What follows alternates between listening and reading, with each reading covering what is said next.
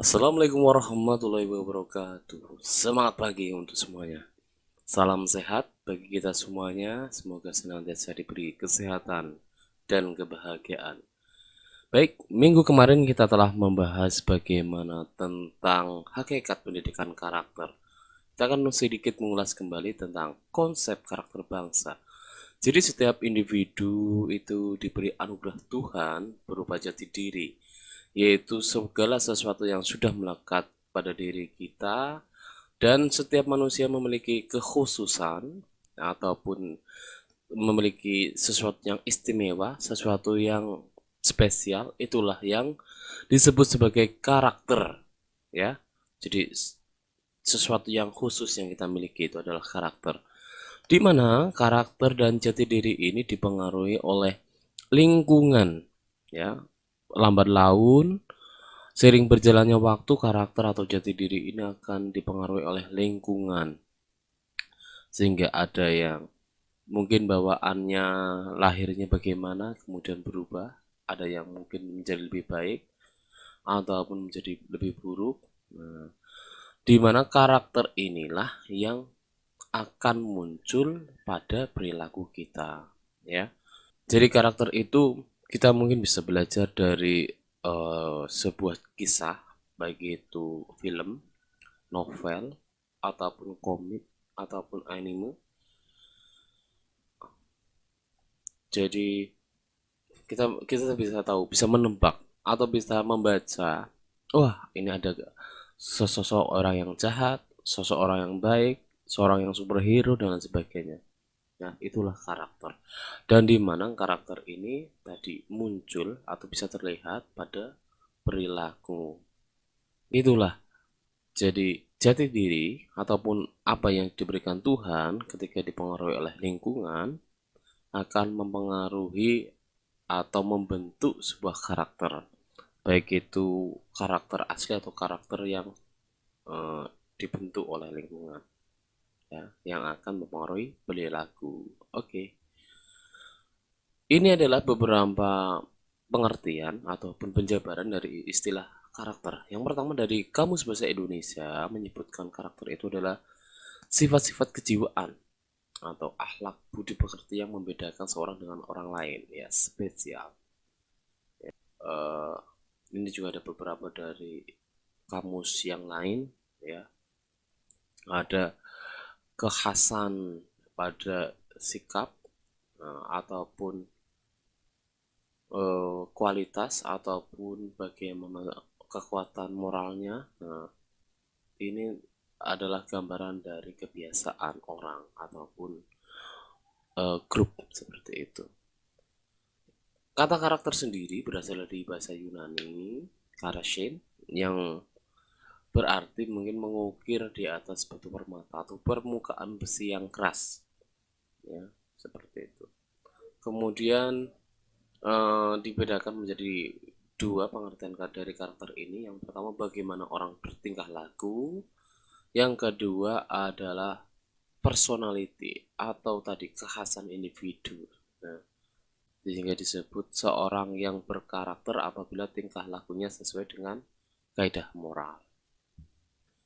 Selanjutnya ada teori kepribadian, ya, di mana karakter adalah hasil penilaian dari seseorang, ya, yaitu merupakan kumpulan tata nilai yang menuju pada suatu sistem yang melandasi pemikiran, sikap, dan perilaku yang ditampilkan.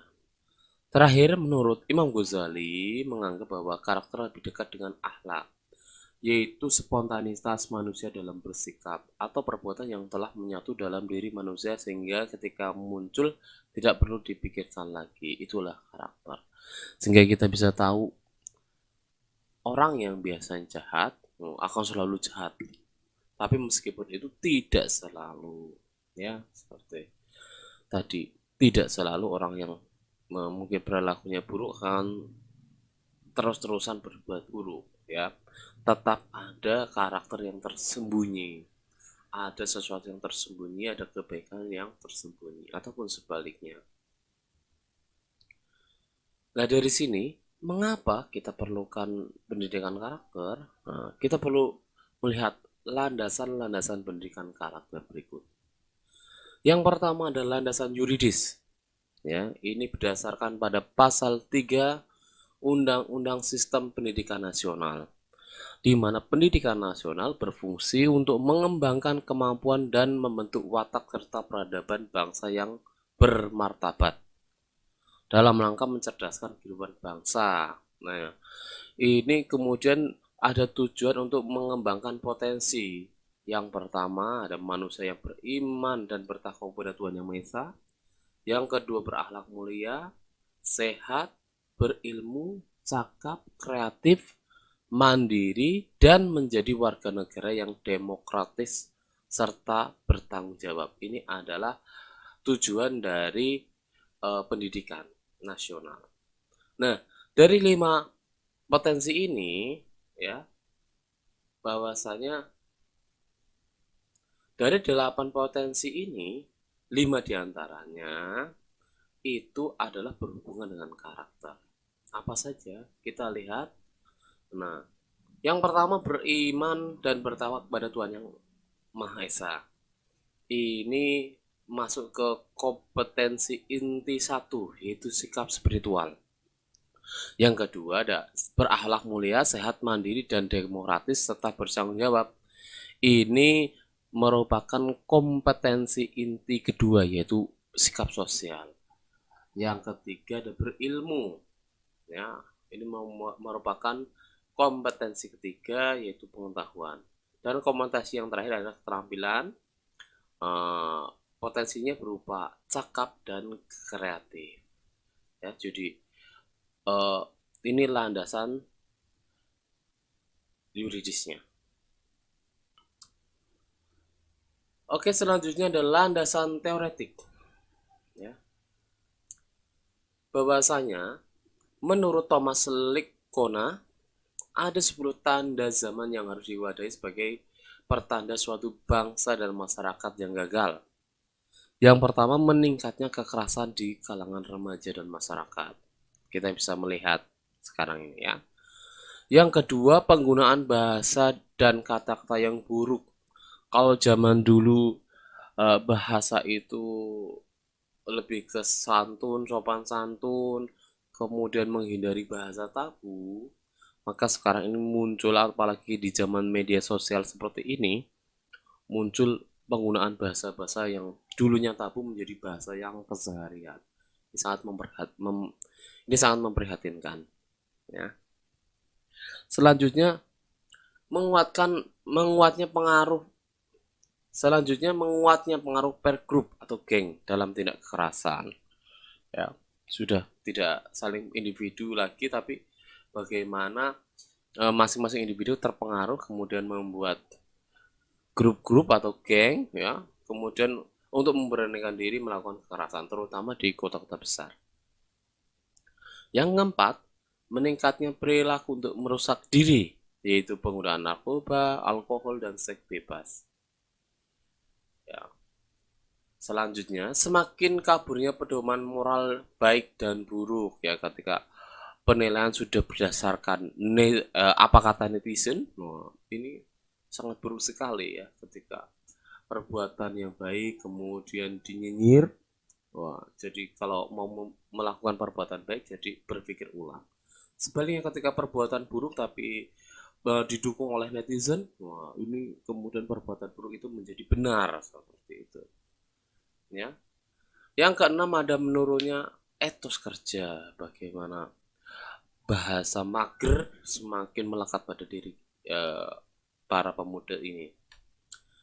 Yang ketujuh, semakin rendahnya rasa hormat kepada orang tua dan guru, ya. Jadi ini menjadi cerita lagi kalau zaman dahulu ada anak yang mungkin nakal, tidak mengerjakan tugas dan lain sebagainya, kemudian dihukum guru, lalu lapor kepada orang tua si murid ini, maka oleh orang tua ini malah ditambah lagi penderitaannya atau buku hukumannya ya.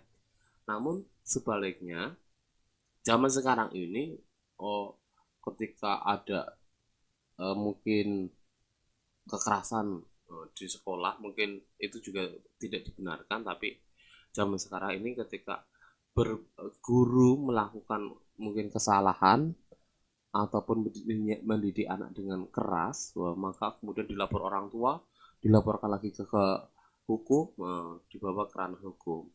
Nah, ini menjadikan guru juga menjadi takut untuk memperlakukan para siswa atau murid-muridnya. Nah, akhirnya berbalik, murid-muridnya menjadi tak karuan, menjadi tidak sopan kepada guru. Ya, kita bisa melihat gambaran-gambaran pada media sosial saat ini. Ya, banyak video, banyak foto, banyak berita dan sebagainya. Ya. Yang kedelapan, rendahnya rasa tanggung jawab individu dan kelompok. Ya, ini karena saling menyalahkan, saling melempar tanggung jawab dan tugas seperti itu. Yang kesembilan, membudayakan kebohongan atau ketidakjujuran. Nah, ini ketika nilai lebih penting daripada kejujuran seperti ini, ya. Jadi lebih baik menyontek atau berbohong untuk mendapatkan penilaian bagus ataupun pandangan sosial yang bagus daripada harus jujur tapi menjadi jelek seperti itu. Landasan teoritis yang terakhir, ya, adanya rasa saling curiga dan kebencian antar sesama. Ini rasa saling benci itu mudah sekali muncul zaman sekarang ini, ya, saling fitnah, saling mencaci dan lain sebagainya, ya. Inilah menjadi landasan perlunya pendidikan karakter, harus digaungkan kembali, harus diberikan kembali. Landasan yang ketiga adalah landasan empirik, ya, di mana banyak pihak mengeluhkan kondisi kritis dunia pendidikan kita saat ini, baik internal maupun eksternal. Ya. Apa saja? Yang secara internal, bahwasanya hasil pendidikan terutama menyangkut moral dan akhlak sangat memprihatinkan.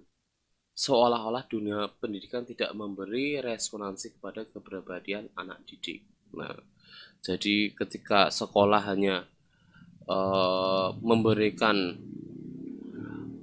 bekal akademik saja, tapi tidak memikirkan bagaimana moral dan akhlaknya, ini sangat memprihatinkan.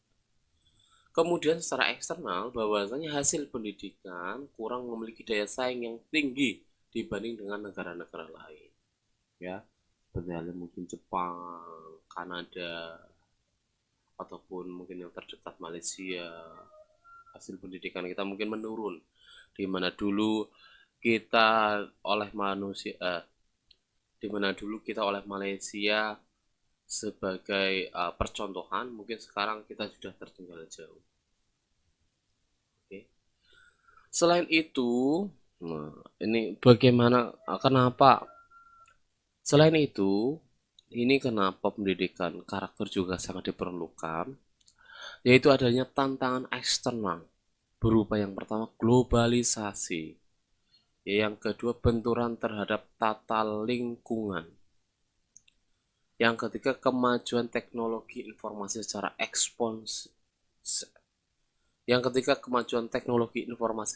eksponensial, kemudian konvergensi ilmu dan teknologi, ekonomi berbasis pengetahuan, kebangkitan industri kreatif dan budaya, pergeseran kekuatan ekonomi dunia, pengaruh imbas teknosains, mutu investasi dan transformasi sektor pendidikan. Kita akan fokus pada kemajuan teknologi informasi secara eksponensial.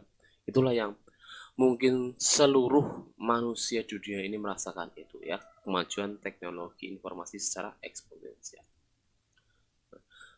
Dimana ketika itu terjadi, berarti teknologi pengetahuannya itu semakin naik, ya. Dimana menurut hukum Wiener, ya, bahwa menyatakan bahwasanya informasi bukan materi dan bukan pula energi. Dengan demikian, ilmu pengetahuan tidak berlaku. Yang pertama, hukum kekekalan energi. Mungkin masih ada yang ingat hukum kekekalan energi, bahwasanya Energi itu hanya berpindah, tidak bisa diciptakan dan tidak bisa dimusnahkan. Yang kedua, hukum kekekalan massa. Yang ketiga, aliran berdasarkan potensial, di mana yang memiliki gaya tarik itu semuanya akan menuju ke situ, ya. Itulah teknologi pengetahuan. Dampaknya apa? Dampak yang kita rasakan saat ini adalah bahwa siapa yang tahu terlebih dahulu, dia yang menang. Ya. Tidak selalu, kalau zaman dulu mungkin guru dulu yang tahu atau yang terampil. Namun sekarang ini murid bisa jadi lebih tahu terlebih dahulu daripada gurunya. Ya, karena itu tadi perkembangan teknologi yang mungkin malah guru-guru yang sudah tua itu malah ketinggalan. Nah, dampak dari ini maka bahwasanya setiap murid yang pertama bisa harus mandiri untuk mencari ilmu pengetahuan, tidak menunggu dari semua yang diberikan gurunya. Yang kedua, bahwasanya kita bisa belajar di mana saja tanpa sekat dan jarak, kapan saja tanpa sekat waktu. Kemudian kepada siapa saja tanpa sekat pribadi, kita bisa mencari tahu di dunia maya yang begitu besar. Nah, kita bisa belajar dengan siapa saja. Tinggal kita harus bisa mengambil mana yang baik, mana yang buruk, mana yang mungkin benar dan tidak benar. Itu kita harus cari tahu kebenarannya. Tidak hanya ketika kita mendapat sesuatu, kemudian kita tidak mencari tahu kebenarannya. Nah, kemudian apa saja? Semua bisa kita cari tanpa menentukan terbatasan-batasan sesuatu hal yang mungkin untuk tidak dicari dan tidak, untuk yang boleh dicari dan tidak boleh dicari.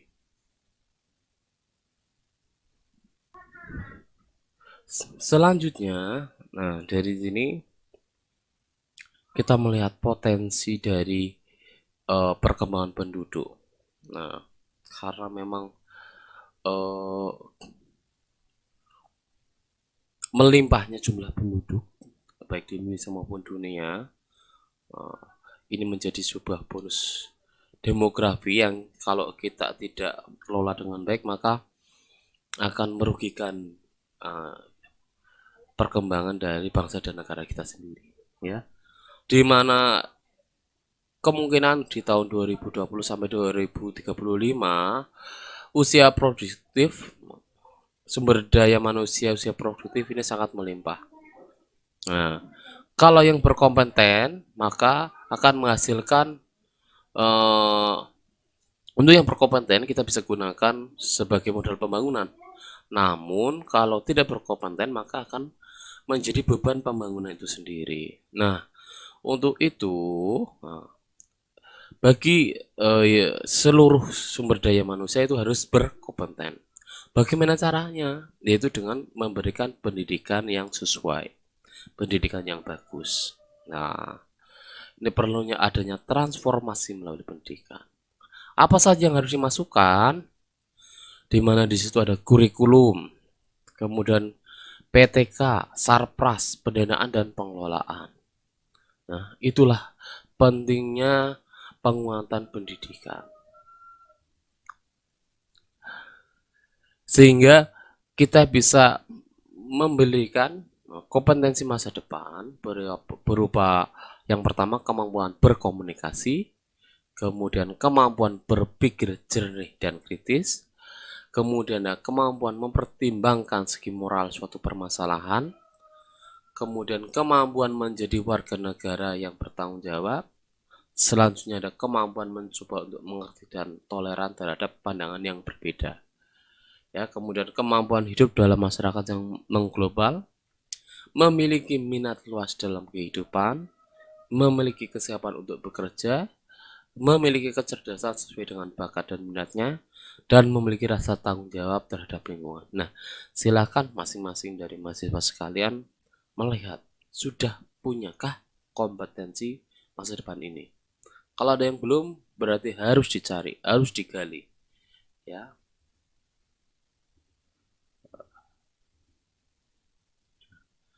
Kemudian kembali lagi pada esensi pendidikan, bahwasanya pendidikan adalah proses pembudayaan dan pemberdayaan peserta didik secara terus-menerus.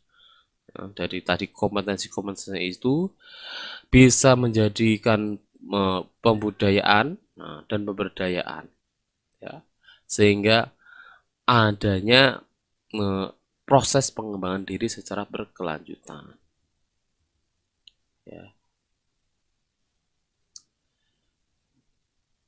Disinilah peran pendidikan, ya, bahwasanya pendidikan itu untuk memfasilitasi individu agar memiliki karakter yang kuat, kemudian menguasai hard skill, kemudian menguasai soft skill, dan masyarakat belajar yang terbuka dan memiliki jati diri. Nah, dari sinilah kenapa pendidikan karakter itu menjadi sangat penting. Ya, jadi itulah landasan pendidikan karakter. Nanti diharapkan semua mahasiswa pun memiliki karakter yang terbaik untuk membangun negeri, untuk membangun keluarga, untuk membangun diri. Begitu mungkin. Cukup sekian dari saya. Terima kasih. Sampai bertemu di pertemuan selanjutnya. Assalamualaikum warahmatullahi wabarakatuh. Semangat pagi.